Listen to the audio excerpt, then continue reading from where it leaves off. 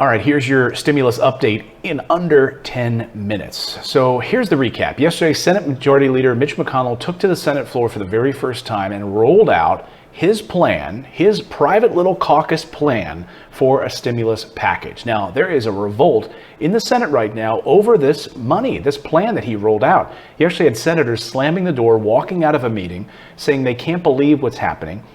Senator Ted Cruz, you had leave the meeting. You had Senator Rand Paul. He described the caucus as a group of Bernie Sanders brothers. He said, we're starting to look like a progressive band of Bernie Sanders brothers. We're spending money that we can't afford.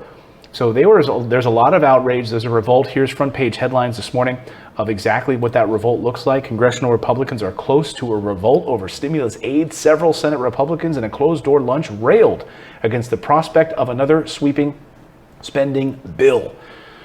So Senate Leader Mitch McConnell on the floor of the Senate rolled it out in three key areas. And I'll tell you what those are. Here's what Senate Leader Mitch McConnell had to say on the Senate floor as these things fall into three key areas for this next $1 trillion stimulus package.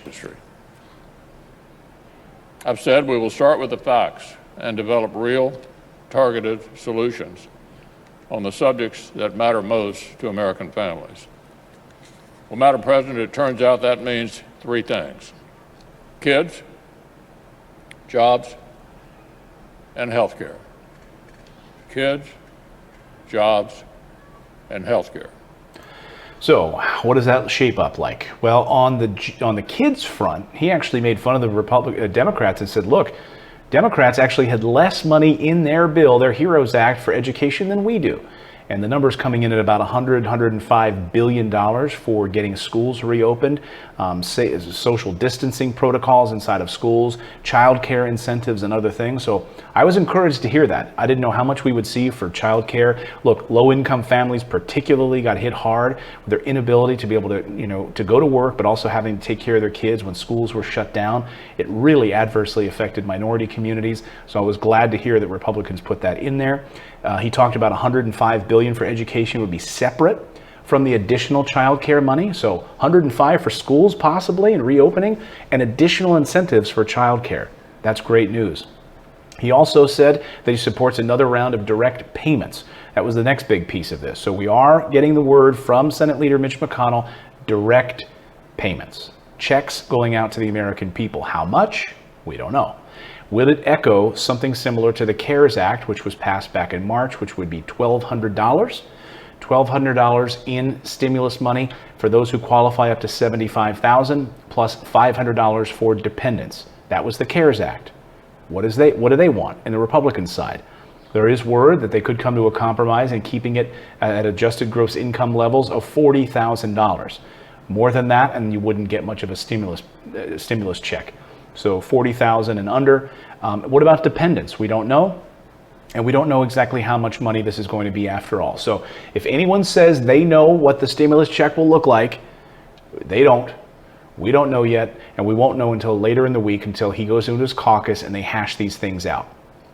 Among the things that he also talked about was another round of PPP loans, these forgivable grants for PPP, which is pretty fantastic for small businesses. It's really helped small businesses. Those loans and grants are about to dry up and run out. He wants another round of those things, and specifically as an encouragement for those businesses to hire people and keep them employed, keep them working, being able to reopen. So making sure that they're compliant for safety. So I think in some things, when you walk into a business, you might see those hand sanitizer stations and other things. This money might be targeted for making sure that businesses can reopen, that their workers are safe, the businesses are protected, and that customers, when they come into those stores, would also be protected. So we'll see how that shapes up later this week. What he said is just as important as what he didn't say. Some things he didn't talk about during this speech yesterday: payroll tax cut. Now, you'll recall that this is what President Trump has wanted. And President Trump basically said he thinks he would veto a bill if it does not include a payroll tax cut. Well, guess what? He didn't mention it. And Republicans are not on board with it. So I would be really surprised if this thing passes with a payroll tax cut. We can't afford it. You know, the revenue in the United States already is low, and Social Security, Medicaid could become insolvent even more quickly than they already are on pace for if we don't have revenue coming in from payroll taxes. So there's not an appetite from Republicans, and Democrats certainly don't want it. But President Trump maybe has a glimmer of hope because he went to dinner last night with Mark Meadows, his chief of staff, and Senator Lindsey Graham. And apparently they had some discussions about trying to broker and work on this paycheck tax cut, this payroll tax cut. So we could see it after all if Lindsey Graham is going to be the arbiter here. Now Lindsey Graham, he's come out for additional stimulus checks because he's up for a tight re-election right now in South Carolina. So, it's any wonder, maybe it's a shock, I know, that a senator would suddenly want these things that they wouldn't normally want during an election year.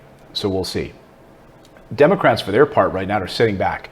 They're watching this back and forth fighting right now. When the old rule in politics is that when you have parties right now that are in a revolt among each other, a circular firing squad, you do not get involved. You sit back.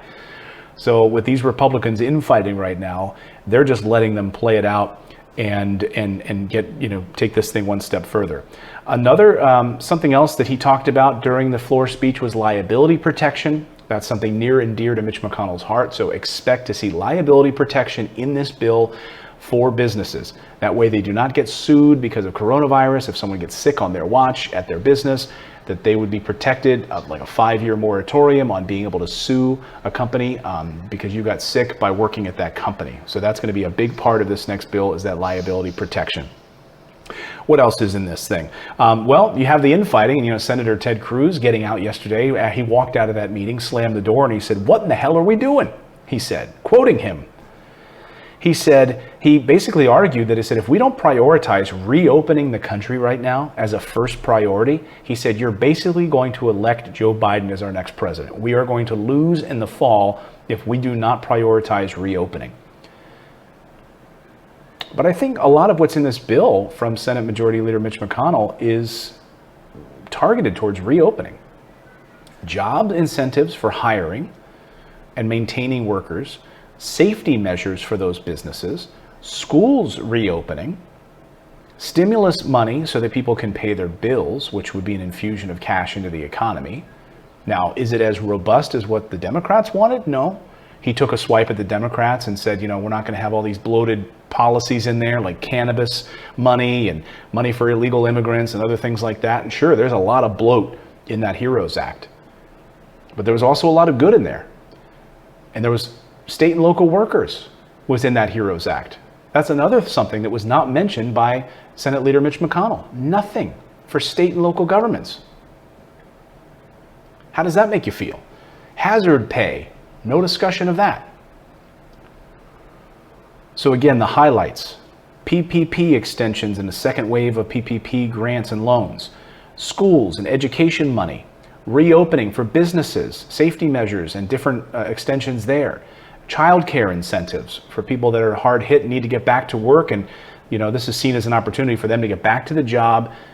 Then someone else could be able to take care of their kids while they're making money in the economy. That part of it. Direct stimulus payments and liability protection. Those are the big pieces. No mention of payroll tax cuts that the White House wants. Remember, the White House sent over a list of items that they wanted. Senate Majority Leader Mitch McConnell asked for, please send me a list of the things you want, yesterday. What did they get? They got a laughable list. In fact, Republicans were kind of furious about it, angry at the White House for the list that they sent over. Among the items was, they had nothing in there for testing and tracing, which is also a part of what Mitch McConnell wants for healthcare. They want testing, additional money for testing and healthcare work in hospitals. There was nothing in there for state and local governments. There was nothing in there for the CDC. They actually eliminated money for the CDC. And a big item that he did want in there was a new FBI building. That's been a priority for President Trump for years. A new FBI building as part of the stimulus plan. So that's the very latest on the stimulus. Now what's going to happen is the rest of this week, they will get together and iron this out. Treasury Secretary Steven Mnuchin wants this done by Friday so that they can get this thing passed as quickly as possible. There's a lot of hurdles to get over in the next 2 days. Democrats in the House, And the rest of the Republican caucus has to get on board with this thing before it ever makes it to the White House for a signature. And unemployment quickly drying up. And we don't know exactly what will be in those unemployment benefits either, which is another piece of this. So all of that being said, we'll keep our eyes on it. Smash that like button and please subscribe to the channel if you are new here. We will be watching this very closely this week. So much love to you all. Thank you so much for tuning in. And Grover says thank you so much as well. He loves having you here as part of the show, don't you, buddy? That's right. He does. Thank you, everyone. We'll see you again tomorrow, 9 a.m. Eastern time for another episode of Morning Invest. Now be safe to each other and be kind. We'll see you back here tomorrow.